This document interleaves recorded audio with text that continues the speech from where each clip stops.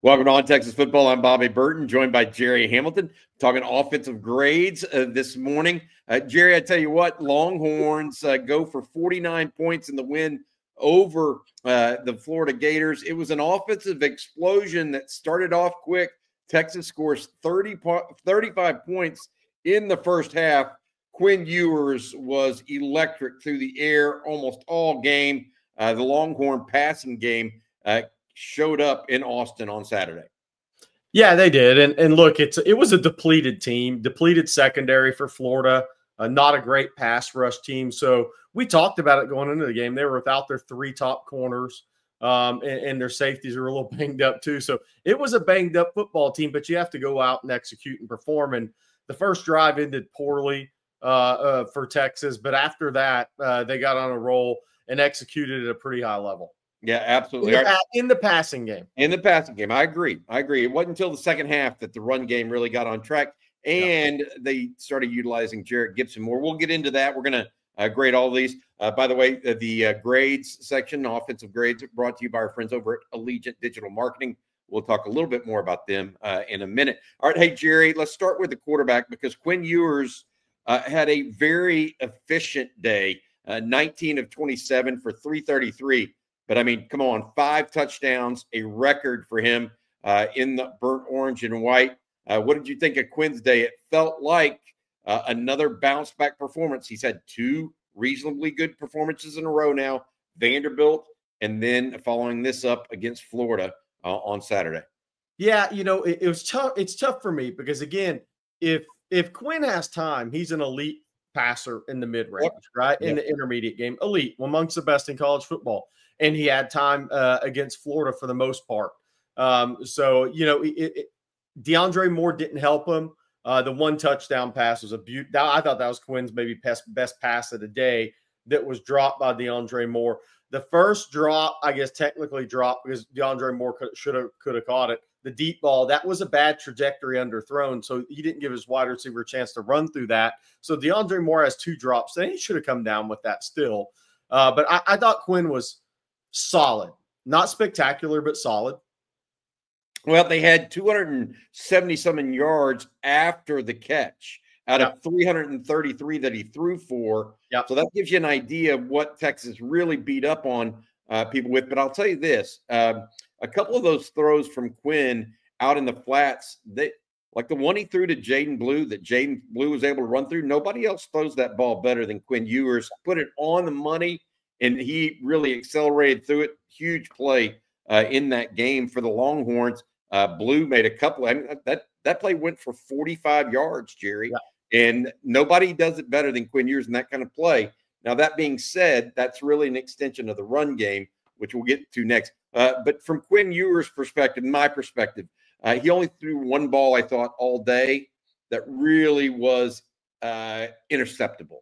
And that was early in the first quarter, or midway through the first quarter. He threw the one on a zone blitz. That Gunnar Helm. He threw it to Gunnar Helm. That was the only ball I thought that really went in harm's way all day. And that's one you almost give credit to Florida defense on. Because they had a really good zone dog blitz call, and he dropped right back into the vision of where Gunnar Helm was running the shallow cross. So sometimes you just tip your cap to the defensive team on that. But yeah, I thought so. I mean, again, too many back foot throws for me against not facing a pressure team. So that's kind of the one thing I look at and say, you know, it's a team that with their 3 top corners are out and they weren't getting pressure on you. Why are you throwing so much off your back foot? That didn't make sense to me in this game. Okay. Well, you sound like you're going to give him a little harder grade than most might. What do you think about the grade for Quinn in this game? I was in between B+ and A-. But since he didn't have a turnover, I'll go A-. But too many back foot throws. Too many back foot throws against no pressure for me. Yeah, I tell you what, I get where you're going with that, but I thought 333, no interceptions, 5 touchdowns. I'm going with an A. To your point, he did make quite a few back foot throws, but he also completed a couple of those. I'm good with it. I'm going with an A. Very productive in the pass game. I will say this: Arch Manning came in, was 3 of 6. We need to add that in. He had a beautiful play to Jaden Blue that Blue just didn't come down with the catch. but he did airmail one ball that I thought was a bad pass. All in all, I'm giving quarterbacks A because it had to be a quarterback go win the game for you, and he went and did it on Saturday. All right, let's go running backs.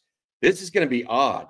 If I tell you that Trey Wisner and Jaden Blue only comprised or combined for 9 carries the entire game, you're like, oh my God, what did Texas do? Throw it 60 times? Wow. No, they didn't. They ended up giving it to Jarrett Gibson, the rock, in the 3rd and 4th quarter when the game was out of reach. But I look at some explosiveness from Blue and Wisner, not just in the running game. Blue did have a 40-plus yard run in the game, but in the passing game, both of them had explosive plays. Blue with that 45-yard catch I mentioned, Wisner with the 50-yard TD on the throwback screen. They, and you got to say it, if Florida did blitz, they certainly didn't get home very often because of the running backs. So the running backs probably did a better job in pass protection. I give the running backs a B+. And part of it is the fumble by Jarrett Gibson. Part of it is Trey Wisner and Jaden Blue not getting enough carries maybe early in that contest and being productive enough when they did get the ball handed to them. What did you think overall? I mean, Blue went for 100+ all-purpose yards. What did you think of that Texas run game, and not necessarily the run game, but the running backs individually? Yeah, so I thought Sark did a really good job using those guys because I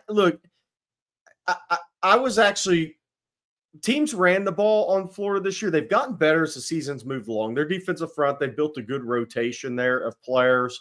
But with all the secondary depleted secondary, especially at corner for Florida, I mean, I think having the perimeter passing game as extension of the run game is smarter than just ramming your head against the wall and running outside zone, inside zone.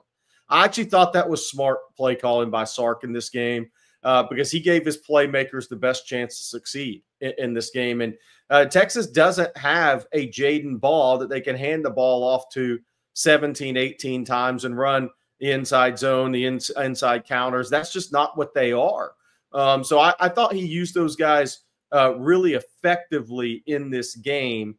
And I give that group a B+. Obviously, Jarrett Gibson had the fumble, right? So, and that knocks it down a little bit. And but I was really, I'll say this, Jarrett Gibson, I was really happy for Jarrett Gibson because that guy was a one-time Florida commitment that grew up in Gainesville.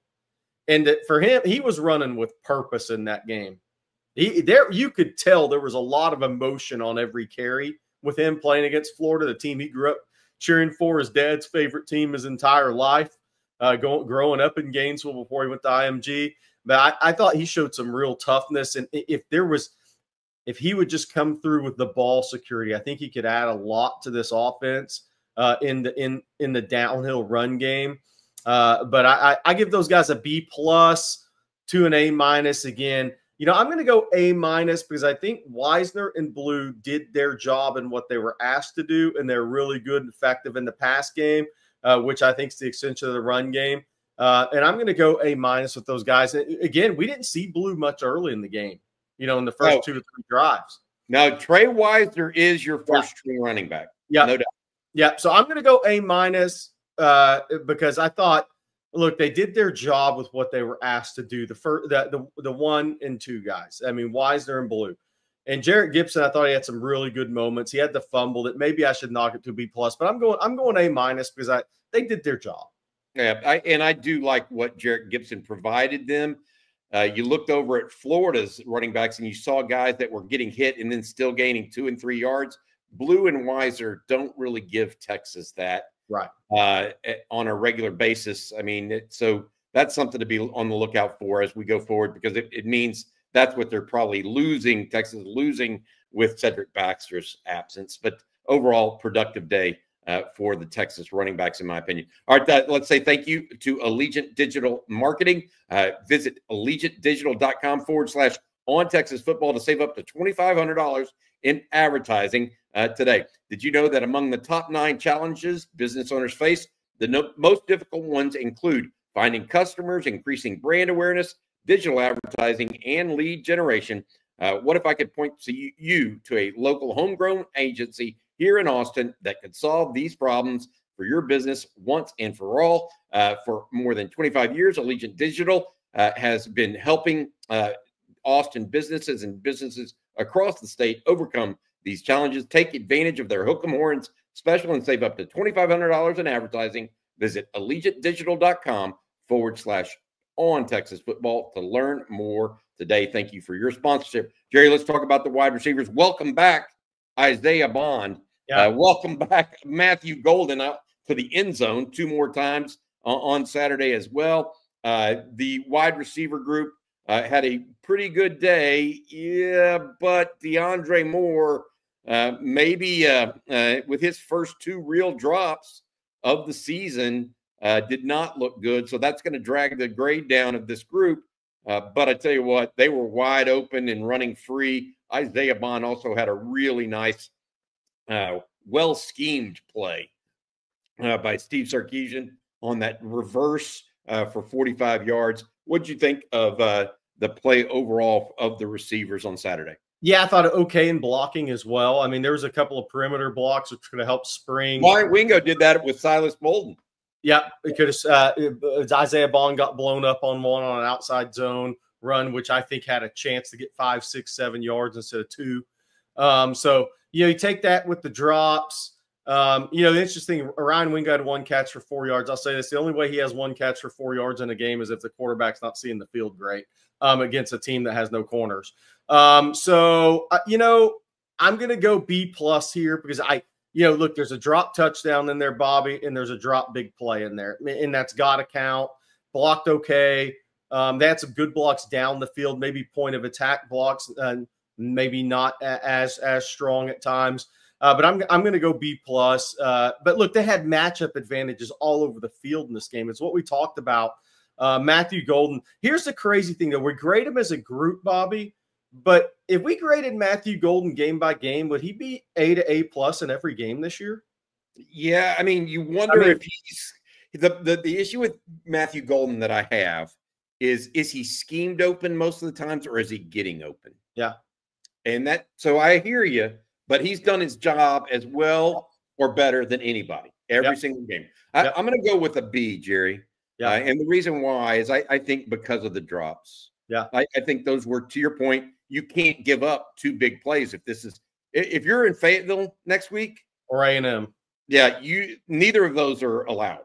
No. So DeAndre Moore, you need to get on the gun machine and catch them. That's the way that is. So I went with a B because they did provide explosive plays.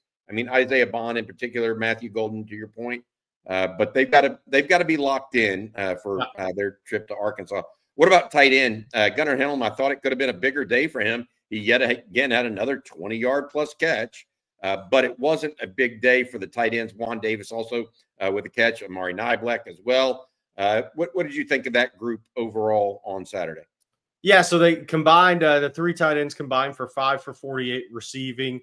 And without going back and like grading every single run play, right?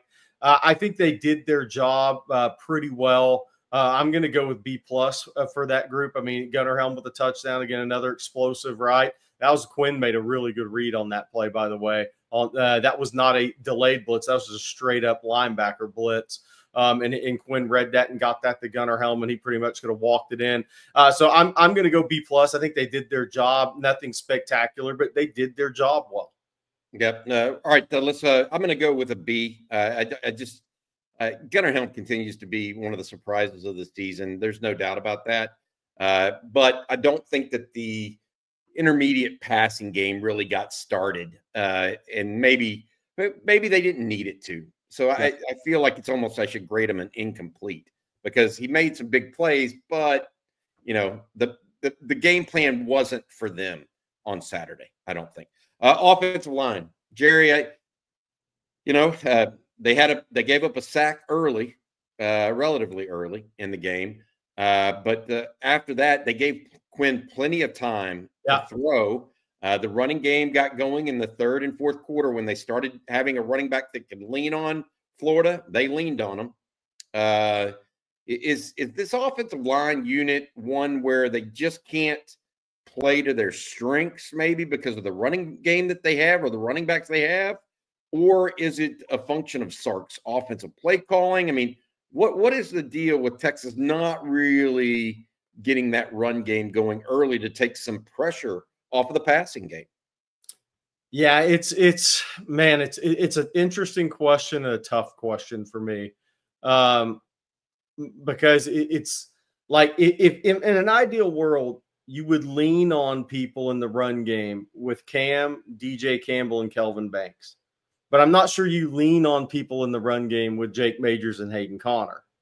So it's an interesting how they have to work and make it all work to the best there, but then without Cedric Baxter at running back. Trey Wisner is an outside guy that cuts it up, that has great vision. Jaden Blue is definitely best on the perimeter runs. So it's interesting how they're having to fit this thing together this year, because what they're not going to do, and I actually applaud Sark and Kyle Flood for this.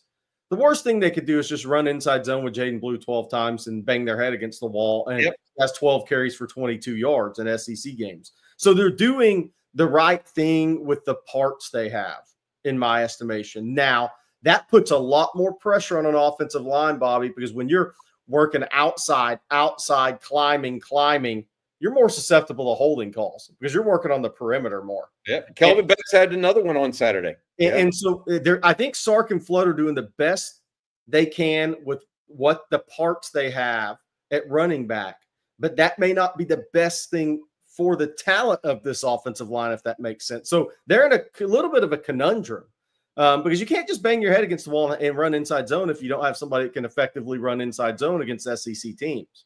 So that's the tough spot they're in. DJ Campbell gave up that sack. That was a twist stunt from Florida, and his peripheral didn't catch it in time. And then he was not in a position, even though he's a good athlete, he was not in a position to make that play. But after that, I thought, look, teams are going to get some pressure. They have good players at Florida. But it wasn't anything overwhelming for Quinn. He had a lot of clean pockets. So I'm going to go B. Wow. Offensive line. Wow. B to B minus. Because look, but I say that. You're being harsh. I mean, I got to say this, Jerry. I'm going A. Yeah. So we're really different here. That's fair. I mean, we can have different opinions. I'm going A. I mean, Texas had 550 yards of total offense. Yeah. It scored 7 touchdowns. Yeah. And Texas outrushed Florida on the day. Now, I know a couple of them were the reverse to Bond and the big long run by Blue, but still. And late when the game was decided. Yeah, but they still pushed it down their throat in the fourth quarter. I could be wrong, but I felt like the offensive line played really well. Quinn may have thrown it off his back foot. There wasn't much pass rush. No, that's a good point. That's a good point. I'm probably a little low on them. I'll say B+. Okay. All right. Let's talk now about the offense as a whole. Yeah. Because I think you and I look at this, and I just rattle off all those stats. 553, 7 TDs, only one turnover. When the game was already out of reach, right? No turnovers from Quinn. What did you think overall? They put up some big yardage, more than Georgia, for sure. Now that was a rivalry game, and it felt like Florida may be a little burned out from that rivalry game, by the way, and down because they knew they probably couldn't win with their backup at quarterback. But overall, offensive grade for you? So I think the sum of the parts is higher than any individual position score. I will say that. So I'm going to go A as a whole because, look, the yardage you put up, some of it's hidden stats, though. Jarrett Gibson had 100 yards in the fourth quarter. Yep, okay. That's true. And Jaden Blue had a big run late in the third quarter, right? After that game was well in hand. But I thought, look, coming into the game, I said, no turnovers on your own end of the field. Get off to a good start to help your defense, right? Cut down on the self-inflicted wounds, which they had a couple on that first drive that stalled that drive out, and then they missed a 51-yard field goal. But, I thought Quinn was good with the football, and the one ball that could have been picked off, I think was a good defensive play call. I just kind of tipped my hand, and I maybe tip my hat to Florida, but maybe if you go back on the tape, somebody was wide open. But I still think that was a good defensive play call. It happens. So I'm going to go total. Look, at the end of the day, they scored 49 points and they had 560 yards. So I'm going to go total A for the offense, and they did it with a fumble only in the fourth quarter. So they didn't turn it over early. They helped their defense, which didn't need much help, but they still returned the favor. I think that the defense did actually need it. And why? Because you saw Florida, if they get the run game going and can make you this is how they stuck with Georgia, is they got their run game going and then were able to throw it over the top better, obviously, with Lagway. So I think that the offense absolutely helped Texas win this game. There's just no two ways about it. All right, Jerry, I'm going with an A as well. I think you and I are on the same page. 7 touchdowns. One truly short field, I believe, maybe 2 out of that. So they drove the ball. Explosive plays were all over the place from a number of different people. Sark, I thought, dialed up a great game plan. And I'll give a hat tip you gave a hat tip a little bit to the Florida defense. I'm going to give a hat tip to Steve Sarkisian for going for it on 4th and 1 on your own 20-plus yard line. When the game's still in the balance, you had the faith. The very next play was the reverse to Isaiah Bond, and floodgates opened after that. So hat tip to the play caller there too. All right, we'll be back a little bit later with the defensive grades. I want to remind you guys about our friends over at Allegiant Digital Marketing. Again, for 25-plus years, Allegiant Digital Marketing founder and CEO Chad Markham, a UT grad and instructor of the Digital Marketing Boot Camp here at UT Austin, has helped thousands of businesses overcome challenges for your business. Take advantage of their Hook 'em Horns special today and save up to $2,500 in advertising. Visit allegiantdigital.com/on-Texas-football. For Gerry Hamilton, I'm Bobby Burton. This has been Offensive Grades for On Texas Football. Welcome.